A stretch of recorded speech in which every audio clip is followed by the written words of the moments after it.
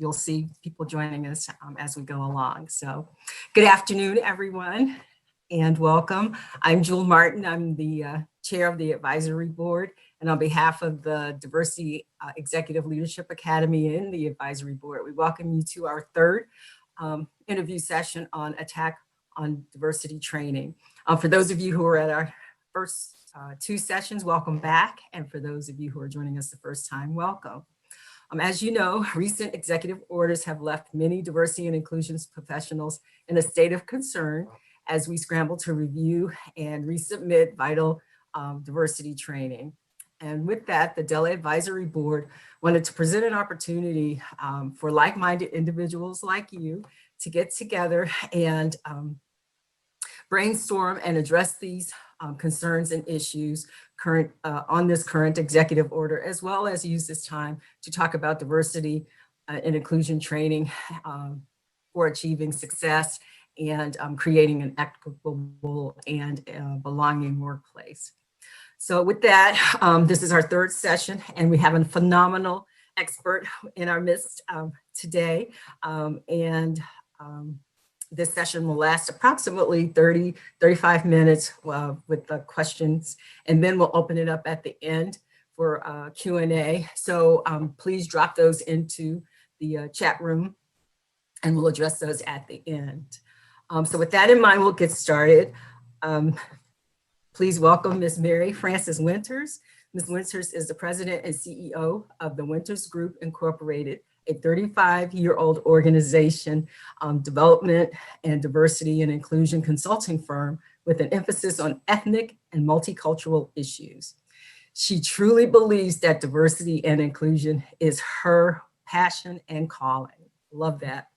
Dubbed a thought leader in the field for the past 3 decades, she has impacted over hundreds of organizations and thousands of individuals with her thought-provoking message and her approach to diversity and inclusion.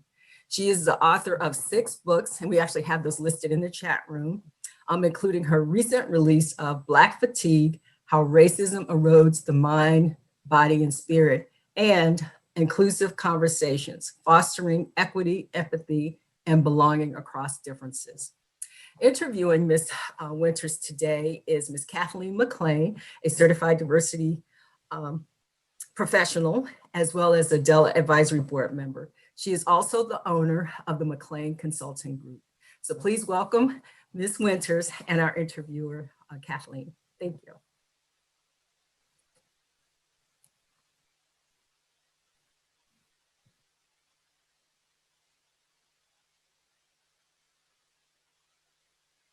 You're on mute. Okay. Hello, Ms. Winters. It's such a pleasure and honor to welcome you. Thank you so much for being here. Thank you. Thank you all for inviting me. I'd like to start with the executive order that I'm sure that you're familiar with regarding diversity training. What is your understanding of the purpose of the order? And what do you think are the short and long-term implications of this executive order, if any? So my personal thought on why the order, it's just another attempt by the outgoing administration to not honor anything, not believe in anything that has to do with diversity and inclusion. We see how that administration, not very many people of color in the administration, the things that he says about, people of color, the things that, putting children in detention, the whole immigration. So everything that administration has done just supports, going to this end. I think that there aren't many implications for it because I think it's going to be, overturned as soon as the new administration, gets in. However, in the short term, I think it has obviously influenced the government and government, contractors. Not many of our clients have paid much attention to it. They're just going on as usual because, in May, after George Floyd's murder and the Black Lives Matter protests that were sparked around the world, you know, as a result of that murder, as well as others, hundreds and hundreds of organizations and corporations came out with statements of solidarity. They came out saying that we are going to address racism. We are going to do more of this.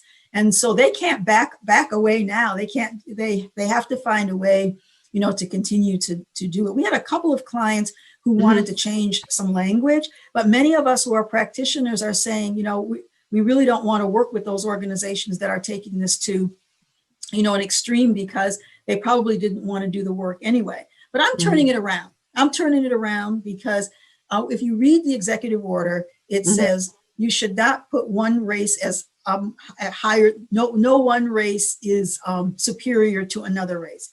Of course not. We don't believe that. The executive order says that you should not stereotype. Of course not. We don't believe that. So I've been starting my sessions with "and liberty and justice for all," because that's what the Constitution guarantees. And so I have a flag on my slide and I have "and liberty and justice for all." And then we begin to talk about, you know, have we reached have we espoused that value that we have in our Constitution? Has that been actualized? And we know that it has not been actualized. And so as such, it is written in the law that we must do something to actualize that. So I turn the executive order right around and use it to my benefit, because practically everything in the executive order is exactly what we don't, you know, what we don't believe and what we don't do. The one thing in the executive order has to do with blaming and shaming. And I'm hearing that a lot from my clients all week long after my sessions on the phone. Well, some people felt, and you know what, people have to be responsible for their own feelings and how how something may strike them or hit them or trigger them. And so that's your self-work, because that's not the intent. We know that systemic racism is no one person's fault. And if you feel blamed, if you feel shamed, then I would invite you to think about where that's coming from for you. Yes. Oh, thank you so much, Ms. Winters. That's brilliant in terms of turning it around. And especially one of the things that really struck with me is when you talked about incorporating the executive order into your workshops in liberty and justice for all, and putting up a flag, because I believe now there is this idea that the flag is not for everybody.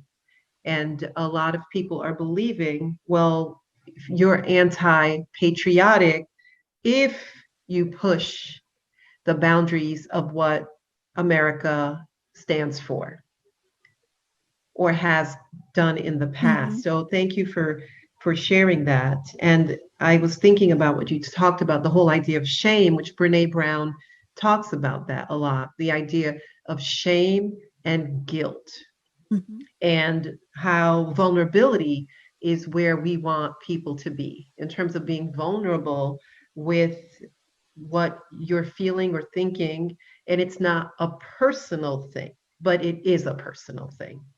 Well, it might be a personal thing. That's something for you to Right. think about, right? Yeah. No, exactly. And so in terms of your responses, I'm assuming you don't believe the executive order has any merit, but if you, what merit do you think that does have merit at all, the rationale offered in it?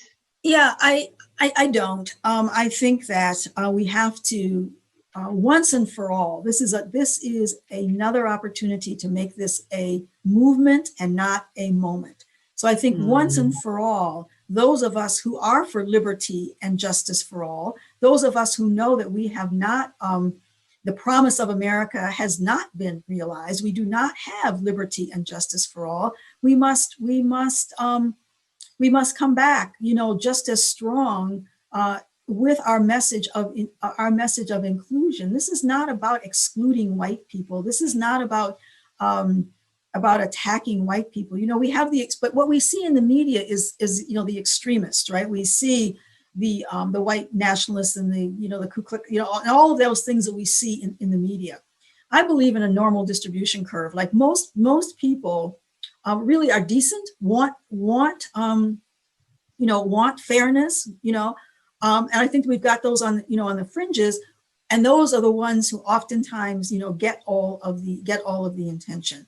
How can you be against, if you say you're patriotic, if you say you are espouse the principles of democracy, how can you be against equality and fairness? And with so much evidence that we don't have it. In my book, Black Fatigue, I have a whole chapter called Then is Now. And in Then is Now, I outline many socioeconomic, education, and all sorts of different indicators that would show there was a point in time, perhaps, let's take Brown versus Board of Education, 1954.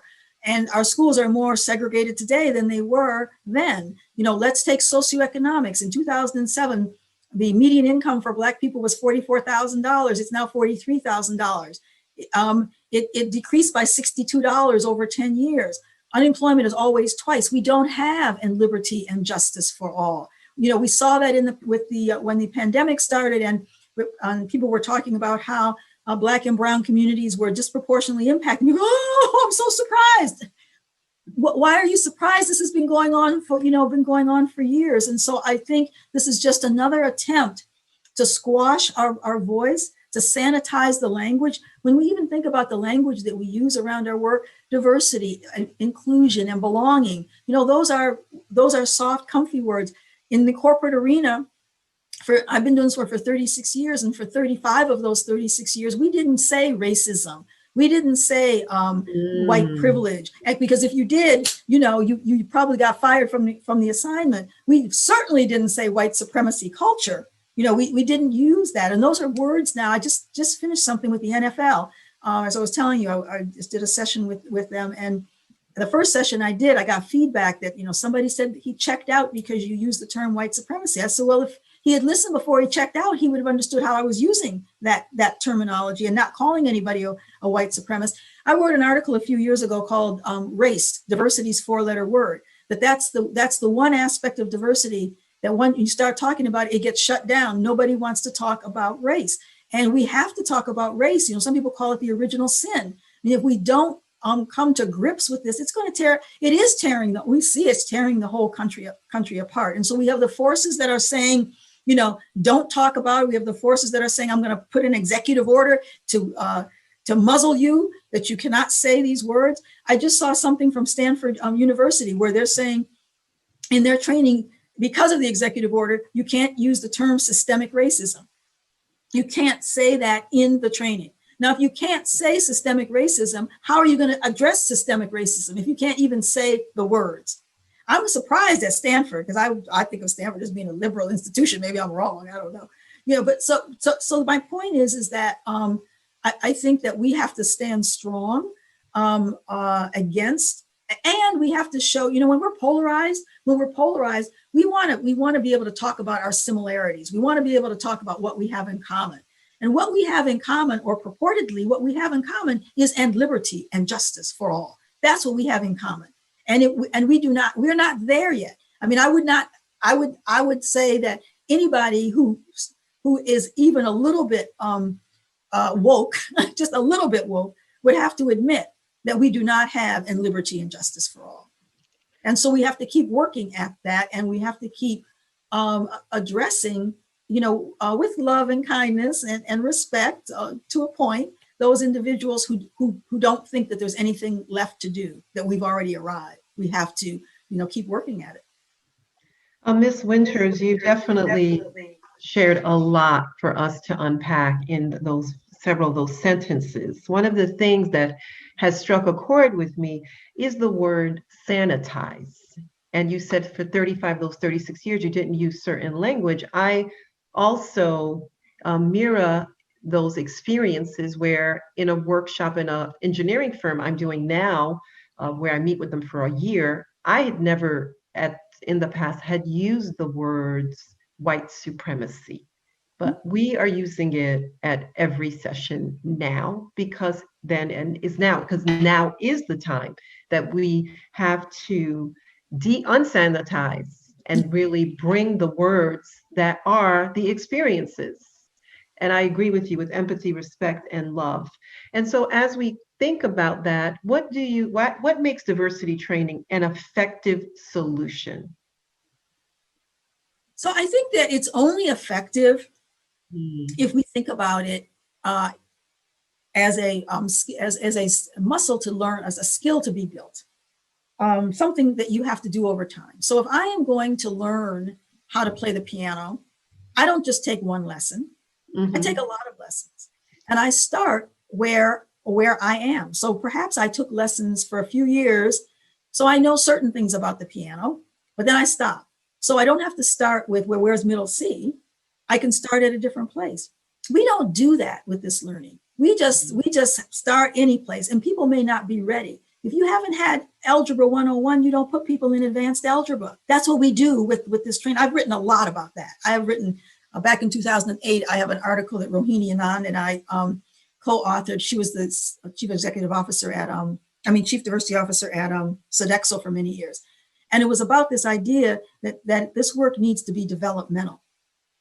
And so if you start with things like, power and privilege, with people who haven't dealt with their own identity, they're going to reject it. So there's an order to the work, and it can't be a one and done. It can't be a 90-minute seminar, because you're going to leave people more confused, perhaps more alienated than if you hadn't done anything at all. So I'm hearing you say you're going to be working with this firm for a year. That's great, because that's an ongoing, notion that we have to do this. We have to get people to an understanding where they can understand what white supremacy culture, really means. So we start with self-understanding, moving to other understanding of multicultural others, and then moving to how do we then bridge across those differences. So for most of our learning sessions, we don't even get to, we can't talk about that at work until bridging, because it's how do you have the conversation? But you've got to do your self-work. So those organizations that get hung up on, unconscious bias, let's just do unconscious bias. For some people, if you tell them that they have unconscious bias, they're not even gonna believe it. And it sounds like, oh, that's a terrible thing, right? So we don't even start there. We don't start with that. We start with work that will appreciate those differences. Like in Black Fatigue, I talk about acknowledging, two of the books, I talk about acknowledging whiteness. So Pew does a study that asks the question, to what extent is your race core to your identity? 75% of Black people say that it is, 59% of Latinos say that it is, 56% of Asians say that it is, and only 15% of white people say that race is core to their identity. Well, we can't do this work when white people, by and large, say they don't see race, or it doesn't mean anything to me. Well, it does, because we live in a racialized society. If there was no Black, there would be no white. If there was no white, there would be no Black. Right? So you have to have that basis of comparison. I read somewhere, I think it was Robin DiAngelo or Shannon Sullivan, one of the people who write a lot about whiteness, that even in college courses, when you have a course on race, it focuses on Black people, or it doesn't have anything to, it doesn't include white people, right? So we have to be able to get white people to recognize the role that they play in a racialized society. Nobody's calling you a racist. We're just saying, what role does whiteness play in a racialized society? Because if you don't have that balance, you keep then focusing on Black people, what Black people need to do, what Black people need to change, what we need to do for Black people. How do we get Black people out of poverty? How do we, right? And then the focus is, there's something wrong with these Black people that we need to do something about, right? So so I think the training is not effective because of the way that it is executed. I agree with you, Ms. Winters. I also feel that approach, right, starting with self, and organizations do want to say, hey, Kathleen, get me some Black people, please. I said, no, I'm not going to get you Black people, because you have to create a culture where they can actually come. That's not, the goal is not to get you Black people, because Black people will come, but Black people will leave. Well, and also they sometimes say, just tell me what to do. right? And it's just get me to the action. Just give me the checklist. What do I need to do? Oh yeah, I need to get some Black people, right? I need to start some employee resource groups. I need to have a council, diversity council. Just tell me what to do. And it's not about what I need to do myself, what I need to change. It's about, let me just do something. And so I try to pull clients back away from, just do some things. Right. It's not about what you can do. It's about looking within you first, taking it personally yourself. Right.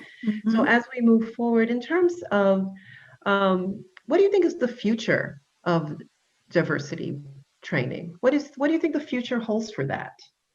So I think that we're going to continue to have it. I think that the young people who are doing this work, the young activists, are demanding it. They're demanding in their organizations, whether they be, white, Latino, Asian, multiracial, whatever they are demanding that their organizations be inclusive, or they're going to walk out, right? And they are demanding that we use terminology that we have not used. The millennials and the Gen Zs, they're all talking about white supremacy culture. They're talking about dismantling racism, right? My generation of practitioner, we didn't talk about that. We went in with the sanitized language, right? But my company is using it now. All of the people who work for me are millennials, and I was really, pretty smart to hire a bunch of millennials a few years ago. And it's interesting because they tried to get me there a few years ago. I was like, oh no, we can't talk about that. So we were ready, we were poised, and we're really busy right now because we already had content around, some of this, and we're bridging the gap between the corporate speak of diversity and the social justice speak of diversity. We're helping organizations integrate and bring those two together. Because a lot of the things we talked about, the business case, right? The business case for diversity. And so in the 90s, the business case for diversity was really, you can make more money if you have more women in leadership. Here's studies that say more women in leadership impact the bottom line. If you have more, ethnic diversity, that's going to impact the bottom line. The young people are now saying, that's a capitalistic view. That's a capitalistic approach. That's like you're using us, right? You're using us, right? So the reason you want us is going back to a slave mentality. You can make more money from me. That's how they're interpreting that, and they're demanding. So our acronym now is DEIJ: Diversity, Equity, Inclusion, and Justice, because that's what the young activists and the young people who are starting companies, starting consulting firms like Awaken, Ready, Set. There are several companies out there that are doing this work from a racial justice. The Winters Group, we're doing it from a racial justice lens as well. And it's going to lead to reparations. It's going to, because I already have a client, I'm coaching a CEO who is saying, that, so here's a CEO, they have 2,000 people in their company. They only have 36, they have 36 Black people in their company. As a result of George Floyd, they did a pay equity study because, George Floyd, then some of the Black employees came to them. 16 of the 32, how many say they had? It was half, 6 and 6. They had 32 Black people. So 16 of the 32 were underpaid by their own admission. Now, why did it take a global protest for them to know that 16 of their 32 Black professionals were underpaid? And these Black professionals are saying, not only will you make my pay whole, I want you to pay me reparations for all the past injustices, for the pain and suffering. And this CEO is like, whoa, but that's the new movement. It's a whole new day. We are in a total transformation of how this work is going to be done and how this work is being approached. Reduce the resistance diversity training to that end. How can we reduce the resistance? Yeah, I think that it's going to be difficult. I mean, I don't think it's going to be. I think there's always going to be resistance. I don't think that's ever going to go away. I think that we have to, work with the organizations that are ready to do this work. We are turning work away from organizations that it's just clear that they're not really ready to really do the work.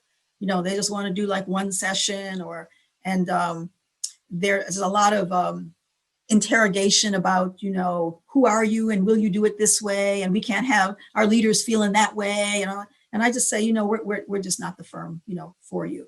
And I think that the more of us who do that, and, perhaps they will come around that it's not, that if you're really wanting to do it, you really have to do it the right way if you really want to make change. Here's how I feel sometimes. I feel like, if you're a doctor, so let's say somebody is having an acute appendicitis, and they go to the doctor, and the doctor says, well, you need to take your appendix out. They say, now, what kind of instruments are you going to use? You're going to use that, and how exactly are you going to do that surgery? I mean, if they're bringing us in as experts, and then they're going to tell us, and they've got this pain, right? Because things are not working, but then they're going to dictate, how we can do it, what we can say. Then that's not doing the work. If you knew how to do it, you wouldn't be bringing us in.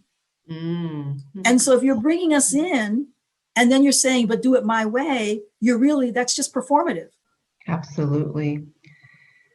Ms. Winters, we are so grateful and gracious for your wisdom, your wit, your candor, you're definitely amazing. And I'm sure there are people who have questions, and I know I'll pass the mic over to